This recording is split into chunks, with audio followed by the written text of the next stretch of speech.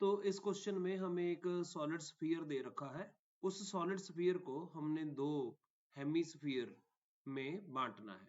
उसके बाद हमने ओरिजिनल स्फीयर के सरफेस एरिया और उससे बनाए गए दो जो नए हेमिस्फीयर्स हैं उनके सरफेस एरिया के जोड़ का जो रेशो निकालना है।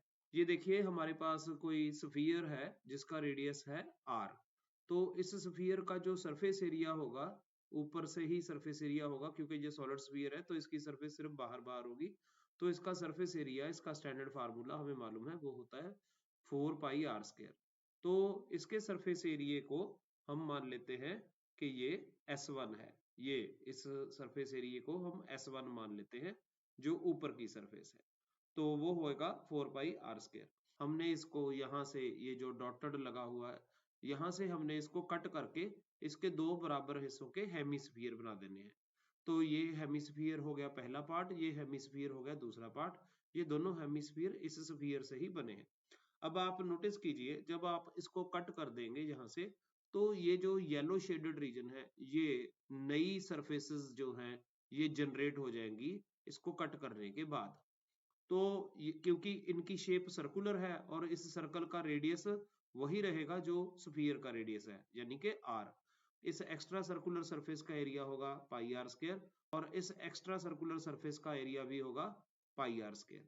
अब ये जो ऊपर वाली सरफेस है बाहर वाली, क्योंकि ये आधे स्फीयर की सरफेस रह गई है तो इसका एरिया 2 पाई आर स्क्वायर रह जाएगा। और नीचे वाली का भी जो एरिया जो है सरफेस एरिया, ये 2 पाई आर स्क्वायर रह जाएगा। उस मुताबिक इस एक हेमिस्फीयर का जो सरफेस एरिया है वो बाहर वाला सरफेस एरिया हो गया 2 पाई आर स्क्वायर, ये वाला। और जो अंदर येलो शेडेड रीजन है वो आ जाएगा पाई आर स्क्वायर, यानी कि टोटल सरफेस एरिया हमारा 3 पाई आर स्क्वायर आ जाएगा। तो इसका भी इसी तरह total surface area 3 pi r square आ जाएगा। तो हमने क्या करना है, जो टोटल सरफेस एरिया है दो हेमिस्फीयर्स का, उसको हमने पहले हेमिस्फीयर का सरफेस एरिया, ये आप नोटिस कीजिए बाहर वाला कर्व सरफेस एरिया है और ये सर्कुलर सरफेस एरिया है जो येलो शेडेड है। इसी तरह ये कर्व सरफेस एरिया, ये येलो शेडेड एरिया है, ये 6 पाई आर स्क्वायर आ गया।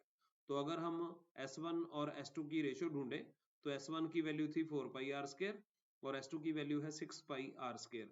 तो ये कट के आंसर 2/3 आ जाएगा और ये हमें सी ऑप्शन में दे रखा है। तो इसलिए इस क्वेश्चन की जो करेक्ट चॉइस है वो सी बनती है।